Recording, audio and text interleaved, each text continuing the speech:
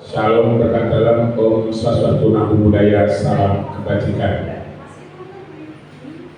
Kami ucapkan selamat siang kepada Bapak Ibu yang telah hadir dalam kegiatan diseminasi budaya positif pendidik calon guru penggerak Bu Deswi Karina dengan Bu Mai Sintiati.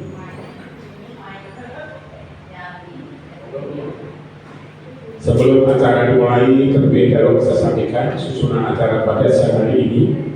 Yang pertama adalah pembukaan,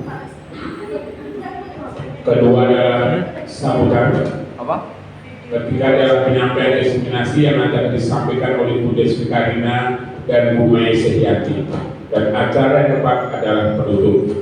Mari kita awali acara pada siang hari ini dengan berdoa menurut agama dan kepercayaan kita masing-masing. Berdoa dipersilakan. Selesai. Acara yang kedua adalah sambutan dari Ibu Kepala Sekolah SD Negeri Puteran Kidul kepada Ibu Rustanti Ningsih, dipersilakan.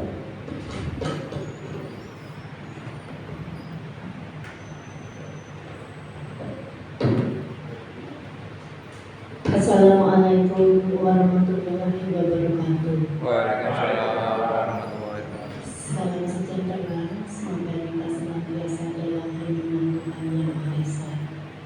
Yang saya hormati guru calon guru penggerak Bu Deswi, Bu Mai, yang saya hormati Ibu Bapak Guru serta staf karyawan SD Pendidikan itu, yang saya hormati yang dibenarkan oleh temannya, yang saya hormati yang di belakang temannya Bu Bu Wita.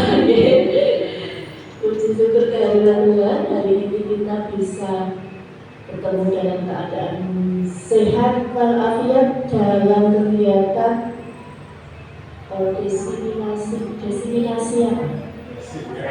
diseminasi budaya positif. Jadi pentingnya keyakinan kelas itu ya Ibu Bapak, supaya nanti lebih paham bagaimana keyakinan kelas itu dibangun. Nanti Bu Deswi, Bu Mai akan menjelaskan itu. Dan untuk itu terima kasih Bu Bapak yang sudah memberikan bimbingan kepada Bu Mai dan Bu Deswi. Kemudian dan ini mudah-mudahan nanti ke depan calon guru penggerak juga yang lain akan menyusul gitu ya, akan menyusul. Kan sudah ada 4 ini calonnya, angkatan ke-10 sudah ada yang mau daftar lagi. Semoga lolos Pak Rizky. Amin. Terus nanti lanjut Bu Juni, Bu April gitu ya. Bu Sevi belum memenuhi, tadi sudah kirim. Ini Bu, saya belum bisa mendaftar karena masa kerjanya belum memenuhi gitu ya. Nanti mudah-mudahan yang akan datang akan bisa menyusul. Bu Ika gimana Bu Ika? Andri. Nah ini saya mau membuat sekalian membuat itu loh rekomendasinya gitu kan, sekalian saya nulisnya gitu. Begitu Ibu Bapak, dan nanti mohon setelah Bu Deswi dan Bu Mai menyampaikan paparannya, kita lanjut briefing.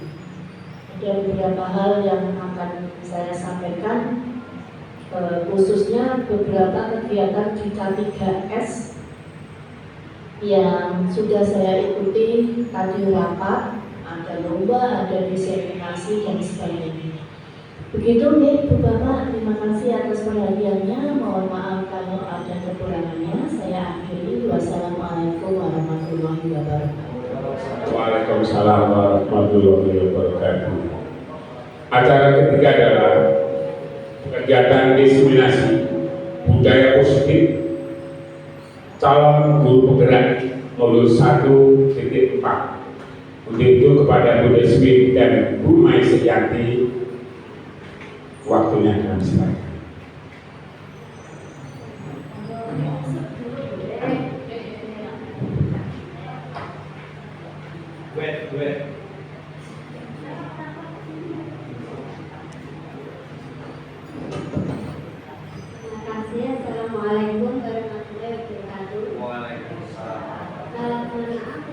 menyampaikan sedikit ya Bapak Ibu dari pendidikan yang saya alami, yang saya dapatkan dari penggerak. Yang pertama saya akan tentang keyakinan kelas. Untuk keyakinan kelas, kalau mungkin yang pernah mungkin Bapak Ibu juga sudah melakukan di awal pembelajaran di Bapak Ibu, saya yakin sudah melaksanakan semua keyakinan kelas bersama murid-murid di kelas. Keyakinan kelas yaitu nilai-nilai kebajikan universal yang disepakati secara tersirat dan tersurat lepas dari latar belakang suku, negara, bahasa maupun agama. Kalau keyakinan kelas itu mungkin agak sedikit berbeda dengan peraturan. Kalau keyakinan kelas lebih abstrak daripada peraturan dan lebih luas. Kalau keyakinan kelas itu membuat antara siswa dan guru. Kemarin seperti yang sudah saya laksanakan di waktu FKLS pada hari kedua pada waktu hari kedua saya melaksanakan keyakinan kelas bersama dengan murid-murid kelas 3B. Jadi saya meminta untuk anak-anak menuliskan keyakinan kelas bersama-sama. Dan selain itu saya juga dengan paguyuban orang tua juga saya laksanakan juga dengan membuat keyakinan kelas secara bersama. Untuk anak-anak mungkin mari kita ini kalau keyakinan kelas sudah kita sepakati ada 10 keyakinan kelas, datang tepat waktu, menggunakan seragam beserta atribut lengkap, makan dilakukan ketika istirahat, membuang sampah pada tempatnya, selama pembelajaran harus fokus. Ini fokus ini ya Bu, Ibu lebih luas, mungkin anak-anak kadang kan masih jalan-jalan ya. Nah ini saya kelompokkan, memang ada yang menulis selama pembelajaran tidak jalan-jalan, itu saya kerucutkan menjadi selama pembelajaran harus fokus dan melaksanakan tiket dengan tanggung jawab, berdoa sebelum dan sesudah kegiatan, mengerjakan tugas tepat waktu. Yang ke-9 merapikan peralatan tulis secara pribadi atau mandiri. Yang terakhir menghormati dan menghargai guru dan teman. Itu adalah keyakinan kelas. Untuk yang bersama paguyuban kelas 3B itu ada saling menghormati dan menghargai guru dan murid datang tepat waktu. Mungkin ini juga gurunya saya sering terlambat ya, jadi mungkin ada wali murid juga menuliskan guru datang harus tepat waktu. Mungkin saya agak sering telat gitu. Yang ketiga, guru bersikap adil, memberikan tugas tidak terlalu banyak. Guru lebih peduli terhadap murid, pulang tepat waktu, ada komunikasi yang sehat antara guru dan orang tua. Yang ke-9, menjaga kekompakan. Yang ke-10, disiplin, tegas dan komunikatif. Yang ke-11, pemberian informasi yang tepat waktu. Seperti itu. Untuk selanjutnya kita akan praktek membuat keyakinan kelas gitu Bapak Ibu bisa menuliskan mungkin dalam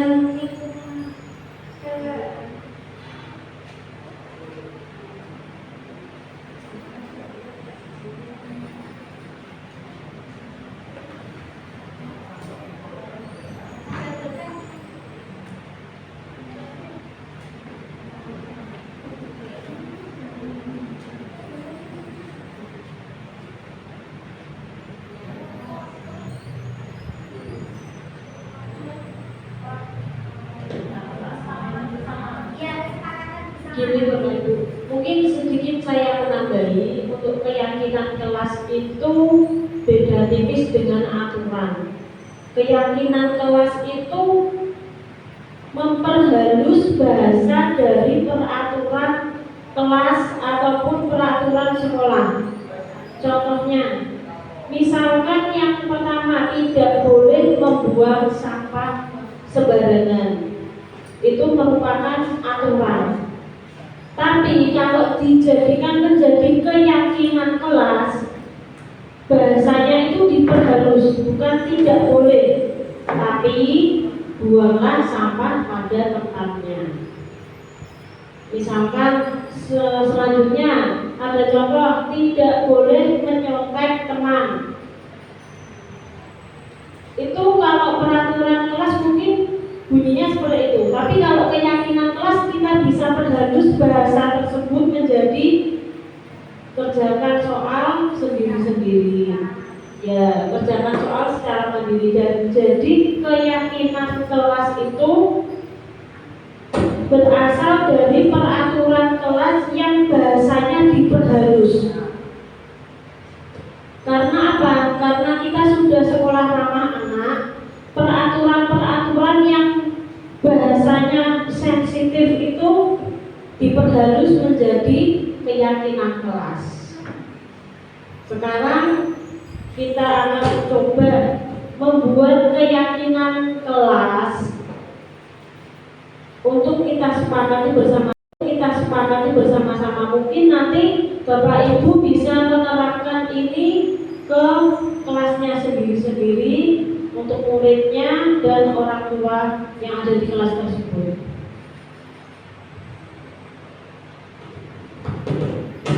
Monggo kalau sudah bisa langsung ditempel di depan.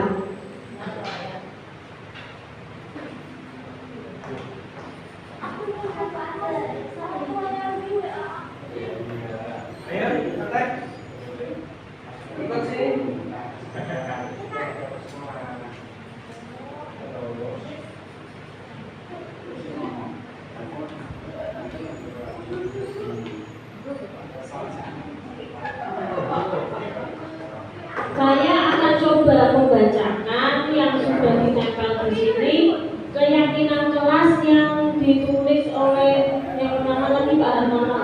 Datang sebelum bel berbunyi. Itu termasuk dalam keyakinan kelas atau bisa juga keyakinan sekolah. Tapi kalau peraturan nanti bunyinya tidak seperti itu, tidak boleh terlambat. Itu kan bisa kita dengar kayak bahasa yang kurang pas gitu ya. Jadi nanti diperhalus menjadi datang sebelum bel masuk. Terus kemudian keyakinan yang kedua itu sama, datang tepat waktu, kemudian buang sampah pada tempatnya, jagalah kebersihan. Kemudian ini ada lagi dari Bu Sepri dan Bu Mira.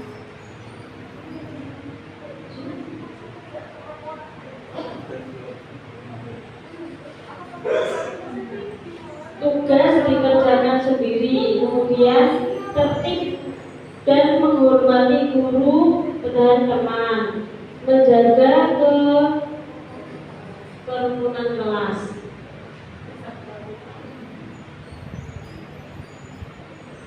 Mungkin dengan cara seperti ini kita akan menanamkan budaya positif untuk anak-anak kita. Jadi tidak semata-mata itu merupakan peraturan, itu keyakinan kita bahwa kita itu datang ke sekolah tidak boleh terlambat. Itu harus bagaimana? Datang sebelum bel berbunyi. Kemudian untuk menjaga kebersihan kelas kita harus bagaimana? Buanglah sampah pada tempatnya. Kemudian setelah keyakinan kelas, saya akan menjelaskan sedikit budaya positif. Makna kata disiplin menurut Ki Hajar Dewantara adalah untuk menciptakan siswa yang merdeka. Maka syarat utama harus mempunyai disiplin yang kuat, yaitu disiplin diri yang berasal dari motivasi internal dari dalam diri sendiri. Kemudian jika tidak mempunyai motivasi internal, maka diperlukan motivasi eksternal dari orang lain untuk mendisiplinkan diri. Jadi budaya positif itu datang dari diri kita sendiri. Misalkan kita sadar sebagai guru, oh kita harus datang sebelum bel masuk. Nah, kalau motivasi dalam dirinya itu tidak ada, mungkin sering terlambat, dari orang lain, misalkan dari ibu kepala sekolah, memberikan motivasi dan keyakinan sekolah agar budaya positif tersebut bisa terlaksana di sekolah kita. Tidak hanya guru, murid, orang tua pun juga mempunyai keyakinan yang untuk ditertibkan yang di sekolahan itu.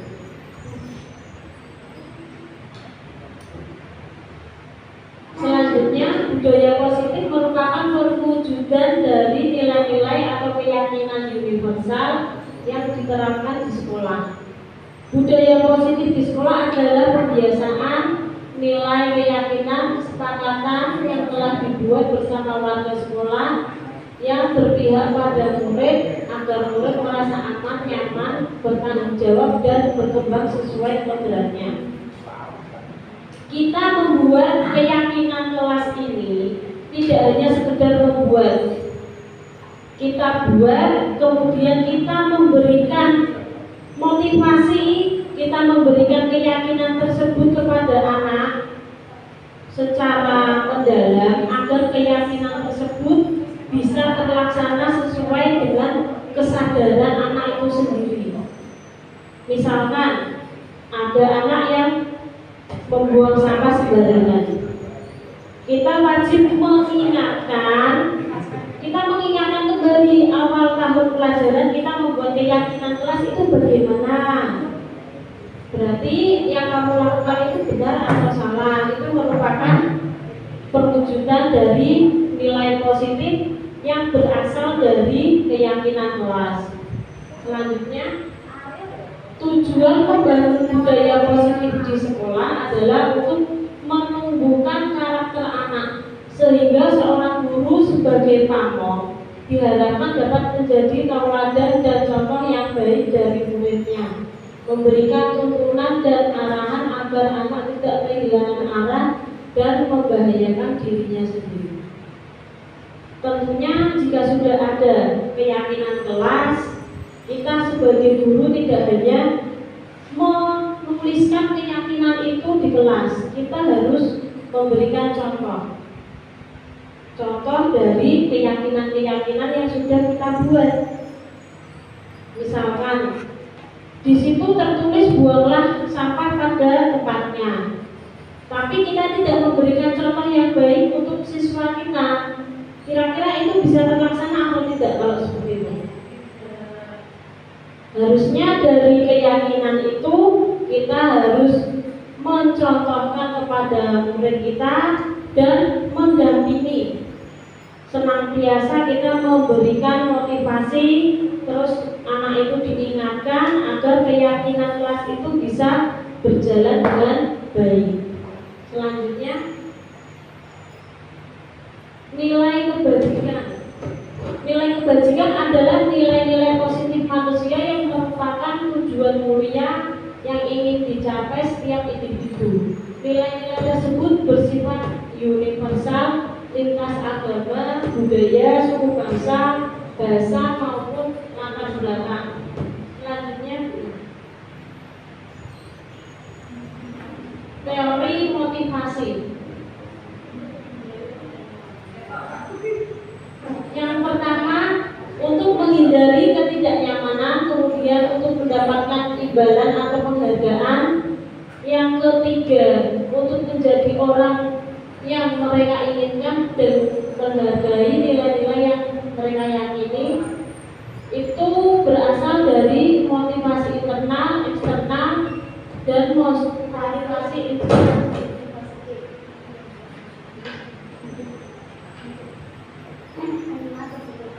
5 kebutuhan dasar manusia. Yang pertama bertahan hidup, kemudian yang kedua merasa diterima, yang ketiga kebebasan, yang keempat penguasaan, yang kelima kesenangan. Selanjutnya hukuman dan penghargaan. Sebelum masuk ke materi ini, saya akan sedikit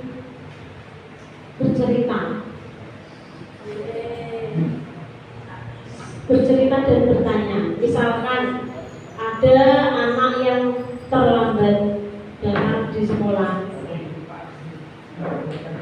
Di sekolah kita memang biasanya anak yang terlambat itu berada di luar gerbang sekolah. Sebenarnya itu kalau kita sudah sekolah ramah anak itu, hal seperti itu sudah tidak boleh dilakukan lagi. Karena apa? Karena hukuman tersebut akan menjatuhkan mental anak. Ada anak yang mentalnya itu cuek, setiap hari terlambat tidak apa-apa, di luar gerbang tidak apa-apa, dia tidak merasa malu. Tapi ada juga anak yang merasa malu atau takut. Nanti ketika jam masuk, kira-kira dia sudah tahu kalau terlambat, dia tidak bakal berani datang ke sekolah. Karena apa? Karena dia sudah merasakan malu dan itu akan menyebabkan trauma. Mungkin Bapak Ibu guru di sini dulu waktu sekolah, zaman dulu kan kita sering dilempar kapur oleh Bapak Ibu guru kita, kemudian dilempar penghapus. Hal itu akan menyebabkan trauma bagi anak. Misalkan dulu saya pernah dilempar penghapus sama guru matematika. Kemudian pada saat itu sampai kemudian berkelanjutan saya jadi benci pelajaran matematika karena gurunya itu galak. Kira-kira hal seperti itu pernah dialami oleh Bapak Ibu guru tidak?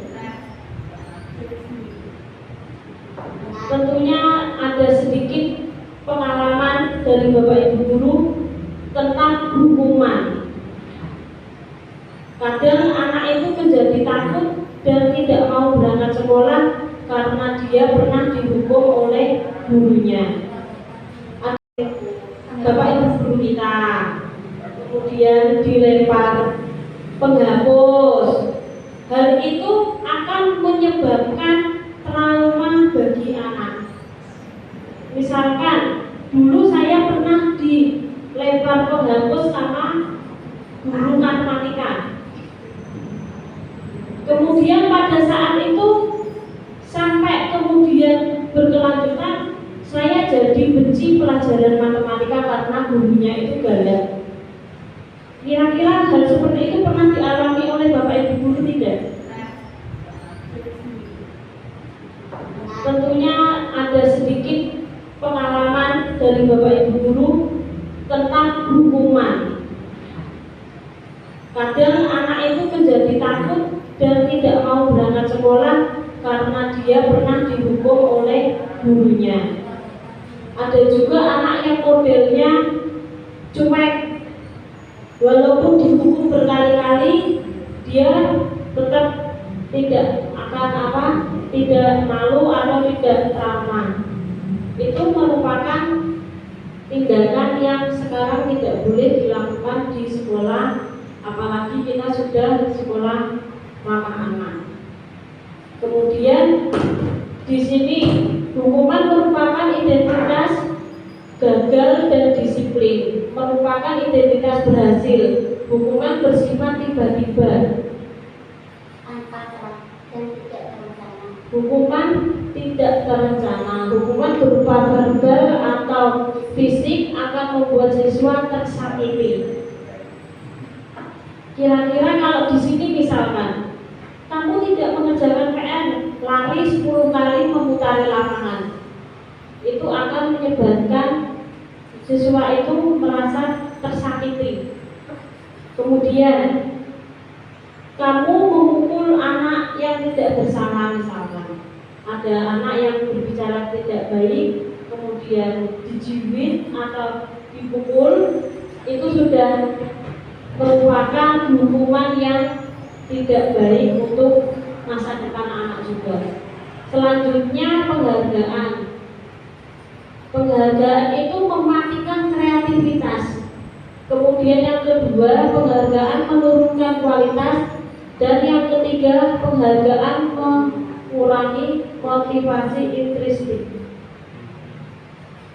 Contoh misalkan, biasanya kelas 1 itu kalau anak yang nilainya 100 mendapat reward dari guru kelasnya. Ketika dia naik kelas 2, dia mendapatkan nilai 100 dengan guru yang berbeda, dengan kebiasaan guru itu juga beda, maka anak itu tidak mendapatkan reward. Di situ anak merasa kecewa. Dulu saya kelas 1 nilai 100 dapat hadiah dari guru, sekarang nilai 100 kelas 2 kok tidak dapat hadiah. Itu akan memunculkan motivasi itu akan turun. Motivasi anak untuk mendapatkan nilai 100 itu malah menjadi turun. Karena apa? Kebiasaan memberikan motivasi, kemudian dia naik kelas bersama guru yang berbeda dengan kebiasaan yang berbeda. Tetapi anak itu sudah menganggap, oh kalau aku nilai 100 dapat hadiah. Padahal kalau dia naik kelas 2 gurunya berbeda, belum tentu anak tersebut diberikan hadiah. Jadi motivasi itu akan menyurutkan, penghargaan itu akan menyurutkan motivasi anak. Selanjutnya,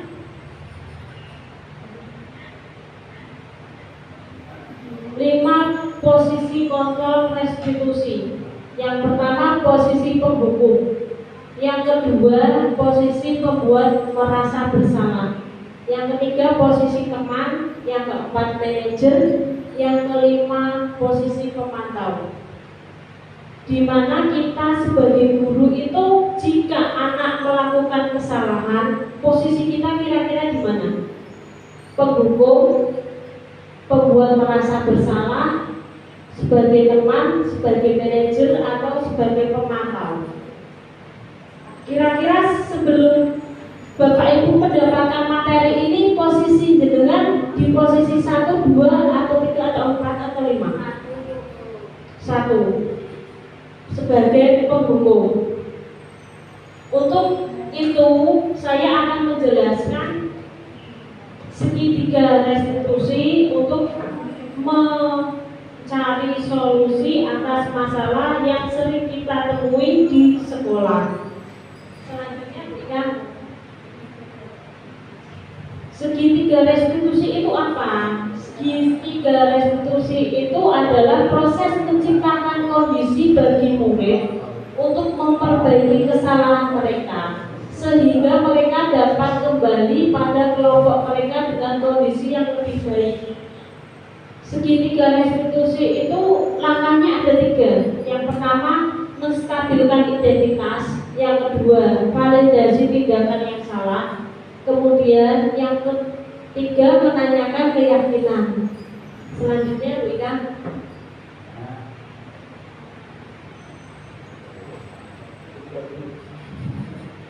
Di sini ada gambar langkah-langkah. Yang pertama tadi langkahnya apa? Menstabilkan identitas. Menstabilkan identitas ketika anak itu ada masalah, dengan cara bagaimana? Menanyakan. Setiap orang pasti pernah melakukan kesalahan. Sebelum kita menanyakan permasalahan anak, kita ibaratnya sebagai orang tua itu menstabilkan perasaan anak itu dulu. Jangan langsung anak itu bersalah, kamu bersalah, hukum. Itu nanti akan menyebabkan trauma pada anak. Menstabilkan emosinya anak dulu, kemudian setelah itu kita menanyakan permasalahannya, kemudian yang terakhir itu kita menyebutkan kembali keyakinan kelas kita itu bagaimana. Kemudian dengan menanyakan keyakinan kelas yang sudah dibuat, kita sekaligus menyadarkan siswa apa yang kamu lakukan itu benar atau salah berdasarkan keyakinan yang sudah dibuat.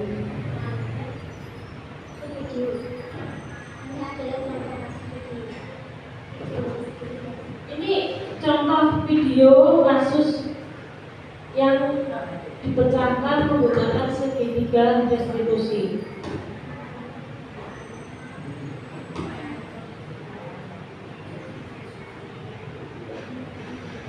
Di sini Saka Izan mencontek saat ulangan bahasa Jawa. Kemudian yang pertama, langkah pertama menstabilkan emosi anak dengan cara kita sebagai guru bilang kepada anak bahwa semua orang pasti pernah melakukan kesalahan. Kemudian yang kedua kita menanyakan permasalahan yang ada. Oh, berarti itu tidak belajar. Ya, itu tidak belajar, main bola. Terus mama siang Bisa diperhatikan video yang dilakukan Bu Mei pada Izan.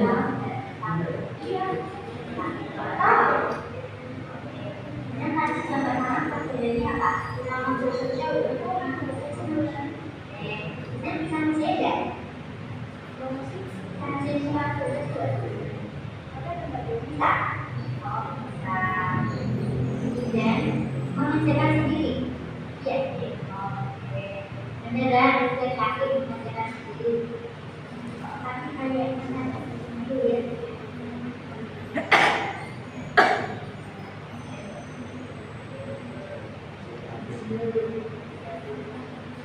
Dan mulai kira-kira perbuatan contek itu tidak apa namanya salah atau salah. Kenapa ini karena semua bermain. Oh, berarti itu tidak belajar.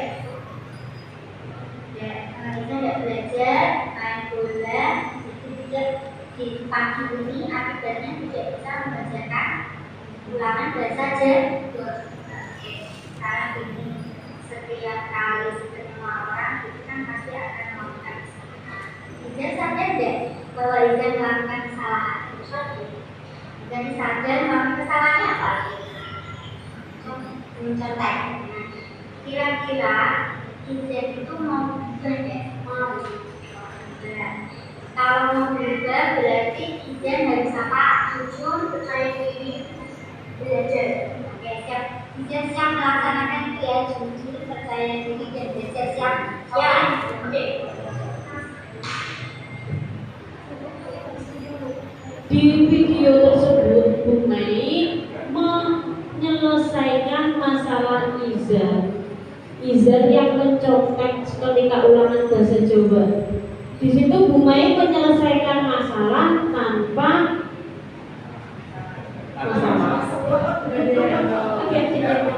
menyelesaikan masalah tanpa menimbulkan rasa trauma pada anak. Jadi tahap pertama kita menanyakan kepada anak apa yang terjadi, kronologinya seperti apa, kemudian apa. Kemudian yang kedua kita memberikan motivasi kepada anak. Jangan sampai ketika ada masalah itu anak merasa takut dan tidak mau bercerita. Kalau seperti ini kita sebagai teman, kita dan murid sebagai teman saling berbicara dengan baik tanpa adanya rasa takut.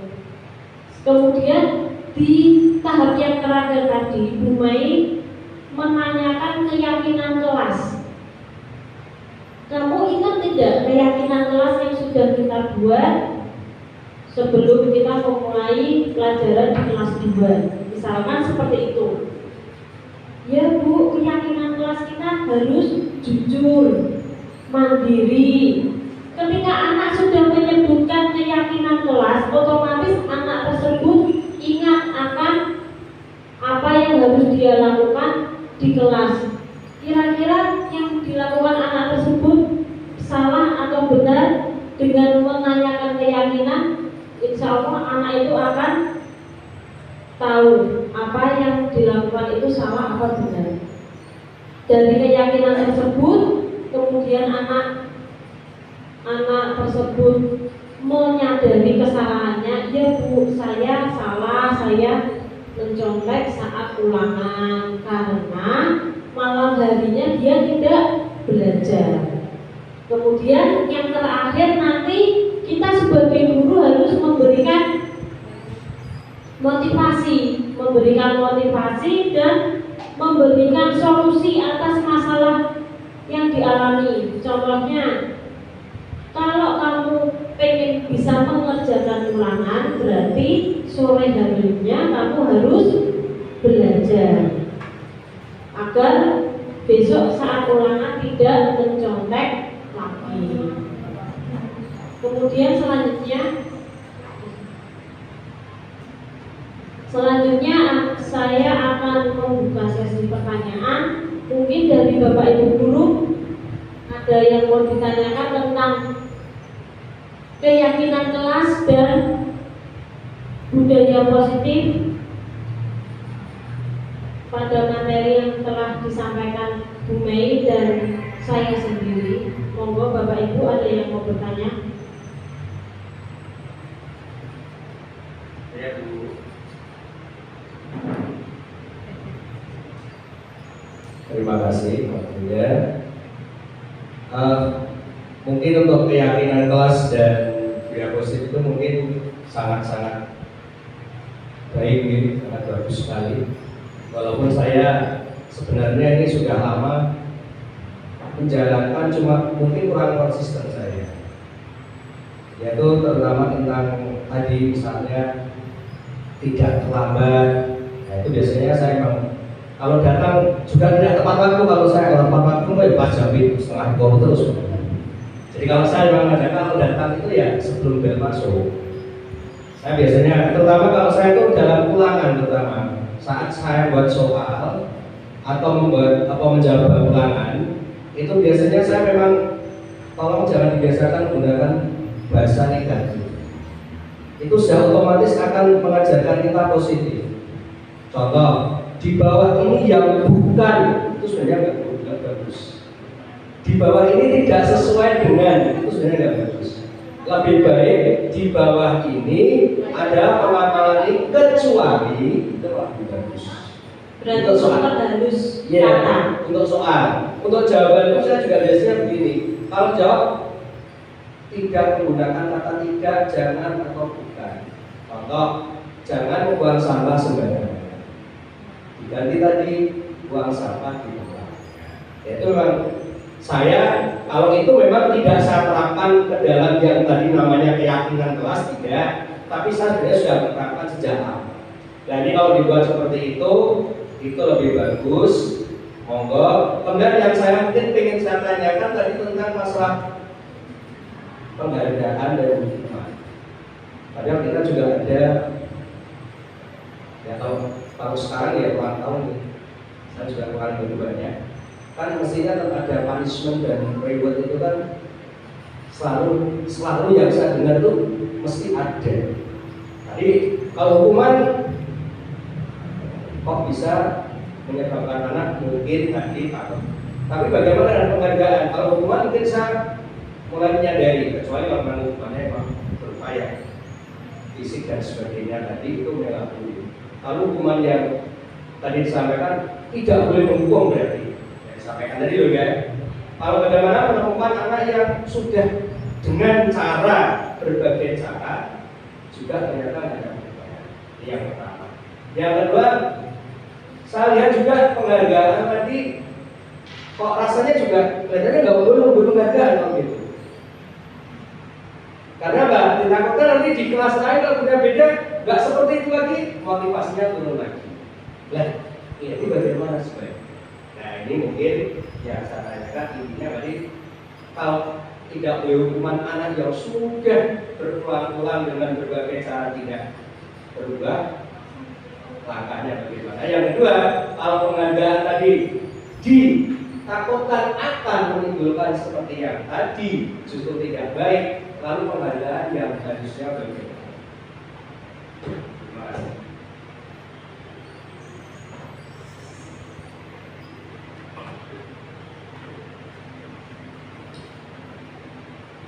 Saya akan mencoba menjawab. pertanyaan Pak Hartono yang pertama, bagaimana cara menghadapi anak yang sudah berulang tidak berubah, kemudian langkah selanjutnya itu bagaimana? Tadi saya sudah menjabarkan bahwa anak itu ada dua macam. Yang pertama, anak yang ibaratnya kalau sudah melakukan satu kali kesalahan dia akan berhenti. Ada juga anak yang cuek. Jadi walaupun dia dimarahi, dihukum seperti apa, dia akan tidak merasa terjadi apa-apa. Mungkin itu nanti bisa menggunakan segitiga restitusi tadi, Pak. Yang langkah pertama kita memvalidasi tindakan anak tersebut. Kita menanyakan, kenapa kamu bisa seperti ini? Kenapa? Penyebabnya apa? Mungkin penyebab tersebut bisa dari faktor sekolahan atau faktor yang ada di rumah. Orang tuanya tidak memperhatikan, orang tuanya tidak pernah memberitahu anak tersebut. Kemudian yang selanjutnya itu kita mencari solusi. Tentunya solusi tersebut tidak hanya kita, jika permasalahannya itu sudah berulang-ulang, tentunya tidak hanya kita melibatkan orang tua, berkolaborasi dengan orang tua. Misalkan muridnya Pak Har yang satu, Kiki, dia sehari masuk, 2 hari tidak masuk, sehari masuk, 3 hari tidak berangkat lagi. Itu kita bisa mencari tahu dulu penyebabnya. Tidak semua kesalahan anak itu memang benar-benar itu gara-gara anak itu sendiri. Oh, kenapa toh Kiki 2 hari tidak berangkat? Kita mencari tahu tentang keadaan di luar sekolah, keadaan orang tua, keadaan rumahnya, kemudian faktor-faktor yang menyebabkan Kiki itu tidak berangkat sekolah. Kemudian ketika kita sudah mengetahui permasalahannya, kita melakukan pendekatan kepada anak dan orang tuanya untuk mencari solusi dari permasalahan tersebut. Mungkin dari saya seperti itu, kalau kurang pas bisa ditambahin Bu Mei, monggo Bu Mei. Kalau untuk masalahnya Kiki mungkin bisa langsung ke ibunya ya Pak. Datangkan ibunya ya. Sudah saya jalani semua. Sudah saya ngomong dengan bapaknya, dengan ibunya. Anaknya sih saja ngomong bareng dengan ibunya. Awalnya ya ditanya iya, tapi sampai pada waktunya berjalan nanti mulai dimatikan.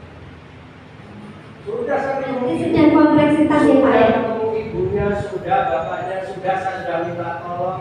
Gimana masalahnya seperti ini Bu, tolong. Oh iya, nanti ya di rumah monggo gimana baiknya. Saya berusaha di sekolah dengan sebaik-baiknya. Tapi kenyataannya berjalan waktu, dia kembali lagi seperti itu. Kompleksitas berarti Pak. Kalau di rupiah itu Pak. Mungkin kalau dari sekolahan bisa Bu Tanti memanggil kedua orang tuanya, karena kebetulan itu kan kalau menurut saya permasalahannya itu kan dari orang tua. Orang tuanya itu broken home, jadi anaknya yang kena dampaknya tidak lulus. Iya. Berawal memang dari itu.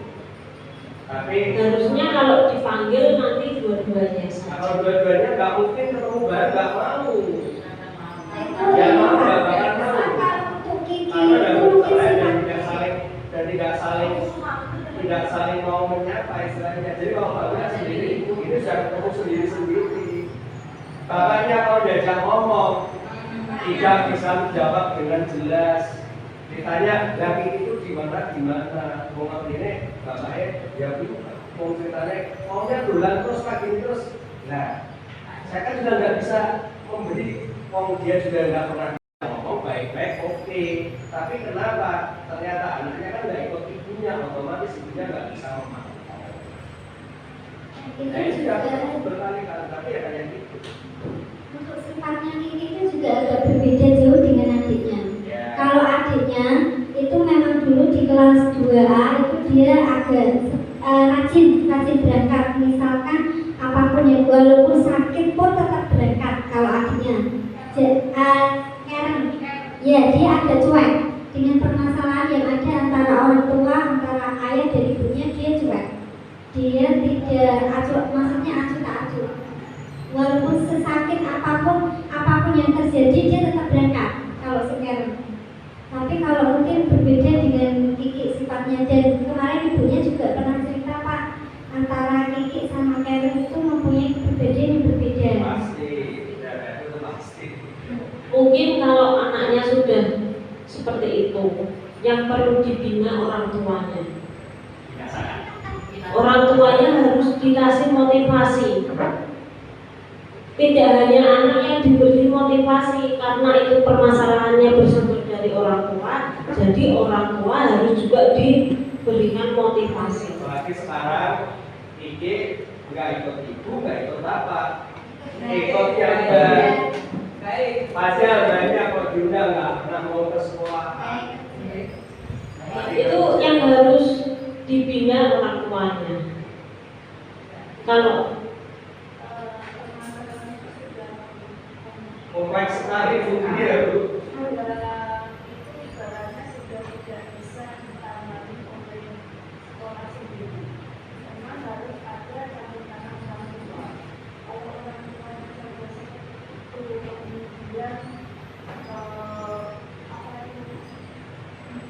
Keluarganya juga seperti itu memang susah. Ini seperti yang terjadi di murid kan kemarin ada yang anak kelas 1 tapi sudah mengarah ke perilaku yang menyimpang itu. Kita juga sudah datangkan BP3A. Nggak bisa solusi Pak, karena apa? Karena ini berada di genggaman ayah yang pemabuk dan sebagainya. Kemudian kalau menyelamatkan anak itu harus ada pihak keluarga yang ngambil anak itu, kemudian dia memang benar-benar mendidik itu, nanti baru diambil oleh BP3A, kemudian diserahkan kepada yang benar-benar mendidik itu. Permasalahannya ibunya ini kan sudah cerai dengan ayahnya, nggak mungkin bisa bincang-bincang dengan ibu. Kemudian anaknya yang usia nomor 1 sudah menikah, ini kok nggak cocok dengan ayahnya dan nggak cocok dengan anak itu, jadi ngambil anak itu juga nggak bisa. Yang bisa dilakukan oleh BP3A kemarin memang pendampingan secara intens selama 1 bulan kalau tidak salah, itu setiap minggu itu ada petugas yang datang untuk apa ya namanya, mentalnya itu ya, mentalnya itu untuk kembalikan lagi mentalnya si anak itu. Nah kalau yang Kiki ini itu ibaratnya bagaimanapun sekuat tenaga kita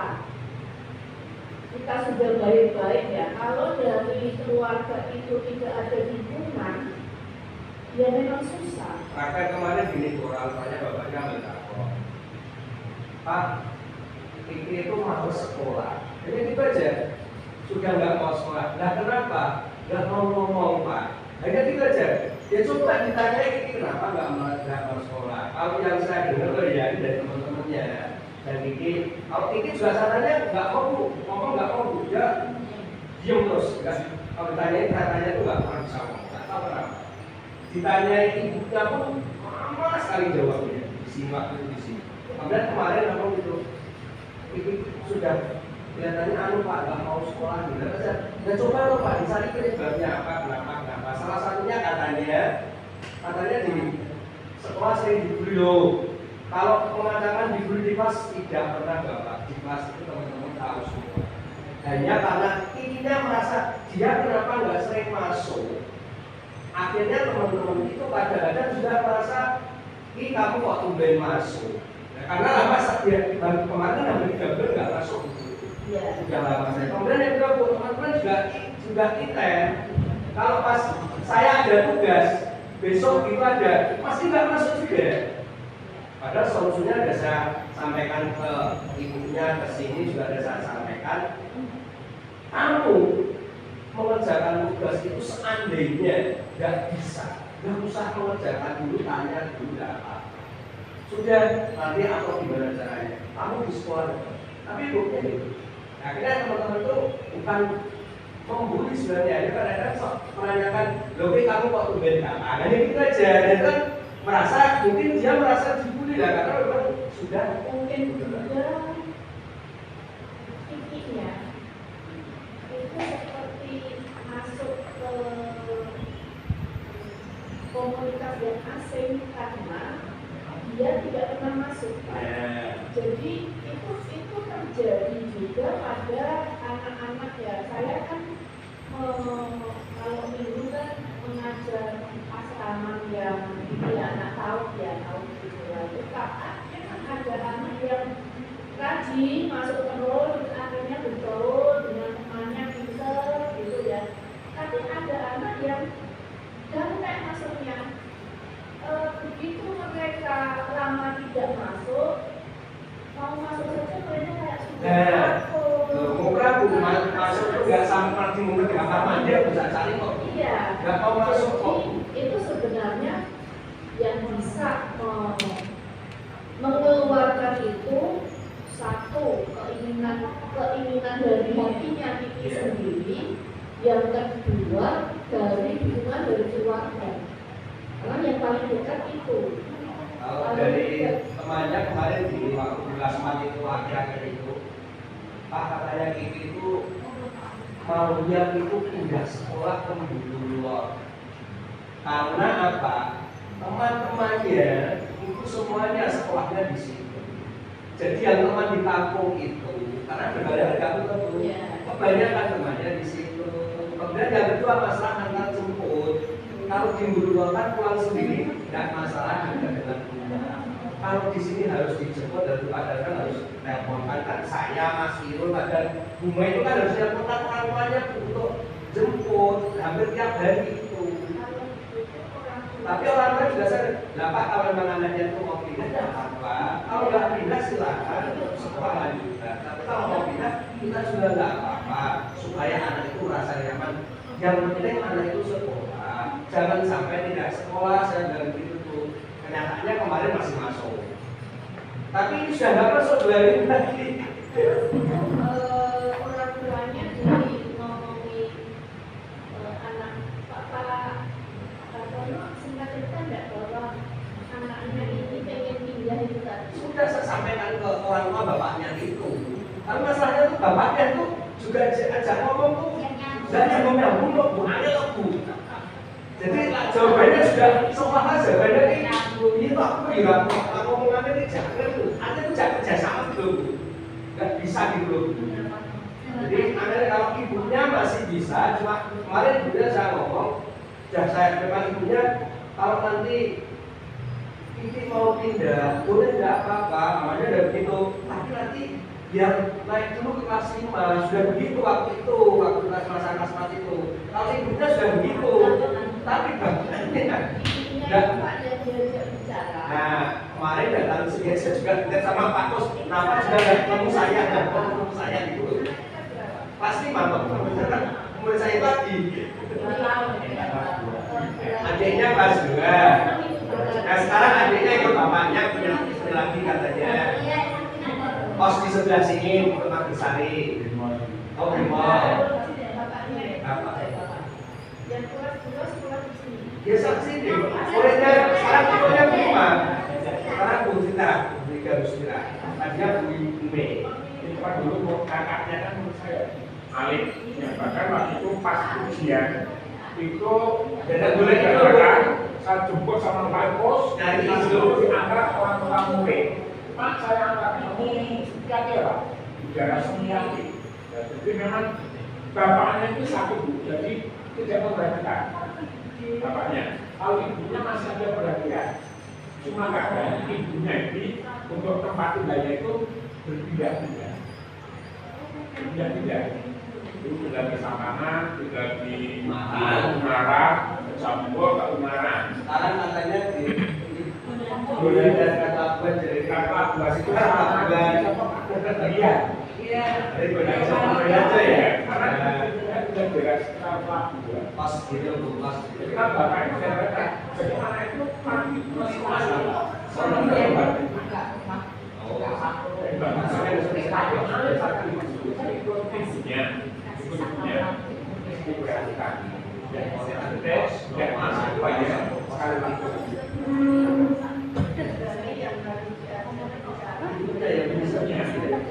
tadi saya tanya anakku juga Karen Anaknya itu tidak sama ibunya.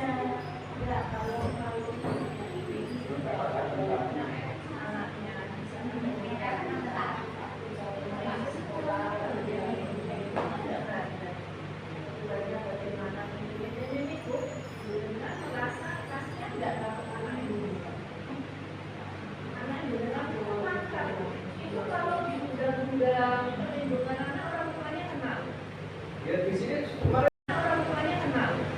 ya di sini kemarin juga nangis.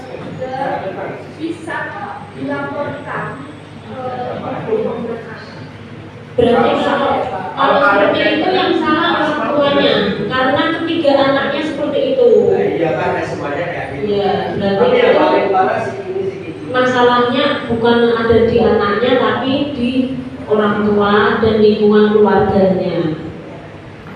Mungkin tindak lanjut selanjutnya bisa dipanggil oleh kepala sekolah dan pendekatan dengan orang tua.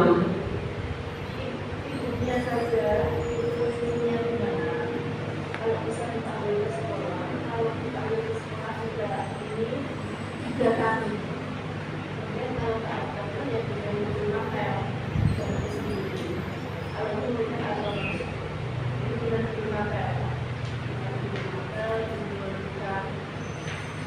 dasar kerjanya ini dia tuh niat ya mau pengen anak. Kalau tidak ancamannya undang-undang perlindungan anak loh.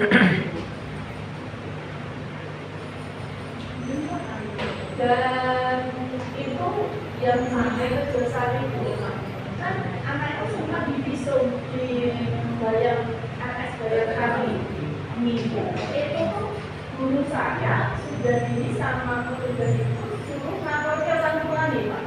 Tapi waktu itu saya masih berdiri.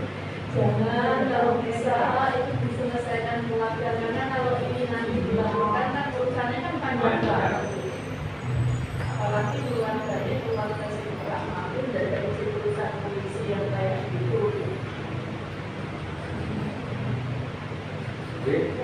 Terus apa lagi? Penghargaan yang seperti apa yang diberikan Pak? Iya, nanti katanya kan seperti ini. Oh, nek 100 misalnya loh ya. Nek 100 dikasih dia kok belum itu orang ulung kan semua guru kan tidak sama kok. Apalagi nanti kalau di SMP gurunya kan lebih banyak.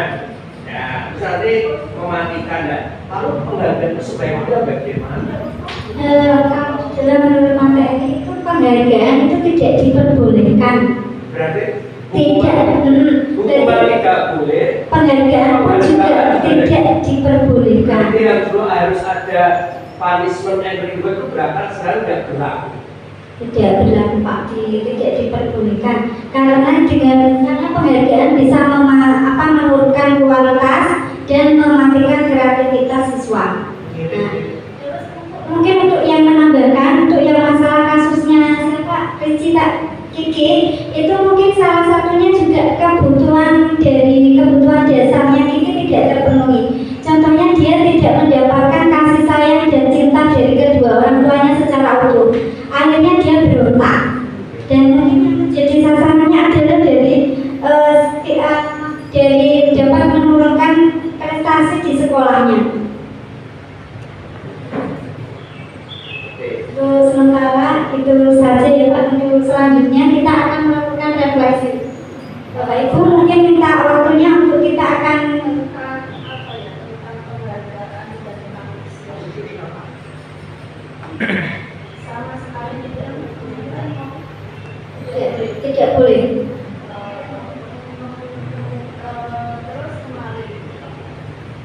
ada anak kita yang sudah kasihan, kita beri hadiah.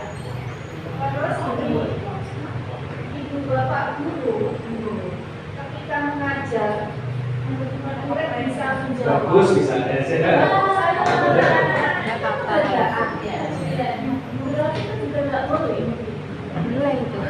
Mungkin ada penghargaan berarti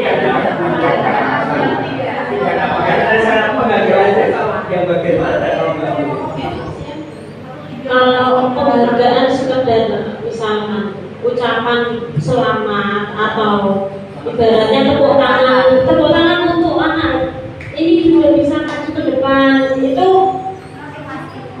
masuknya ke motivasi anak. Jadi dengan seperti itu anak akan menjadi ibaratnya sedikit bangga, ya. Tapi motivasi pun ini pun juga akan bisa menjadi menyebabkan anak itu ketika, jadi sebenarnya gini loh, tidak boleh, ini penangkapan saya, penghargaan yang tidak diperbolehkan itu penghargaan yang bisa menimbulkan diskriminasi sehingga anak itu yang sudah menerima penghargaan berubah menjadi menyombongkan diri gitu. Kemudian yang tidak menerima penghargaan akan down sampai istilahnya putus asa, dunia sudah gelap semuanya gitu. Itu menurut saya. Jadi sebatas penghargaan itu diberikan untuk memotivasi siswa yang menerima penghargaan untuk bisa bertahan dan akan lebih baik lagi, dan penghargaan ini akan memotivasi siswa lain untuk juga menerima penghargaan seperti itu menurut saya itu tidak apa-apa. Tapi ketika tadi hanya tepuk tangan, karena yang tadi hanya tepuk tangan, nah, ternyata tepuk tangan itu diberikan hanya kepada anak yang bisa menjawab pertanyaan terus. Nah, berarti anak pintar terus itu yang akan menerima tepuk tangan loh.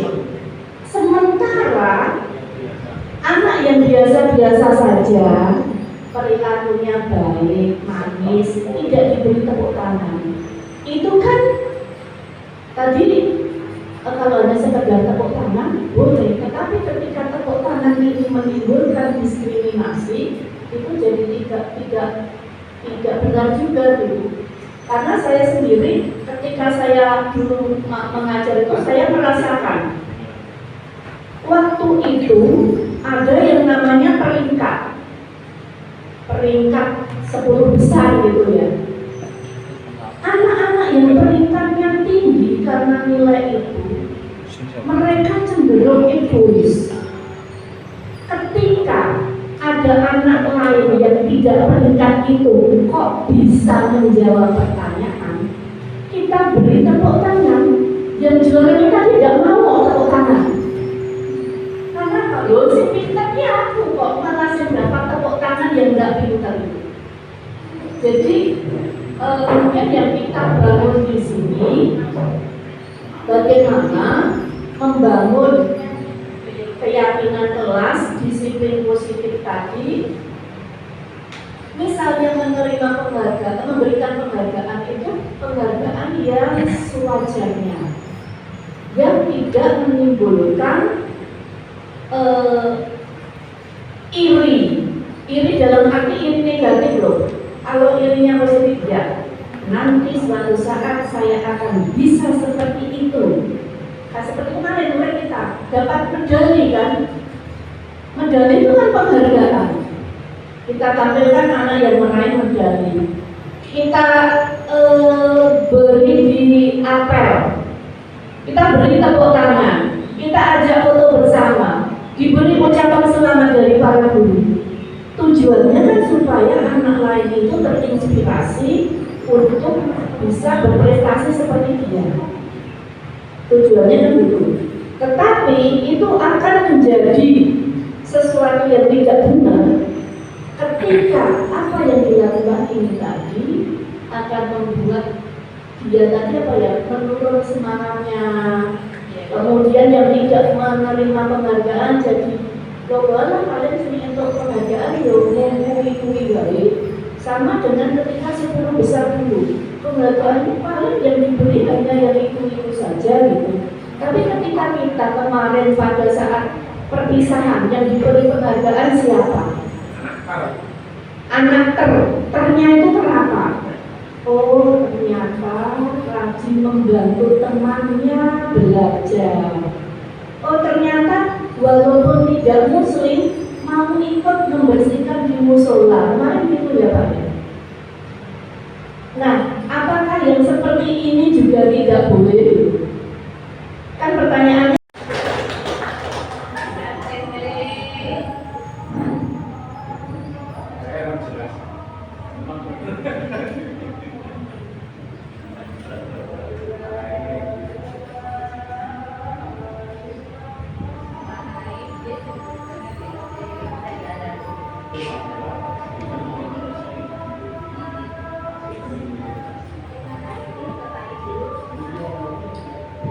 Terima kasih Bapak Ibu semua atas atensinya, atas kehadirannya di aula ini untuk mendengarkan diseminasi dari kami. Semoga diseminasi singkat ini bermanfaat untuk kita semua.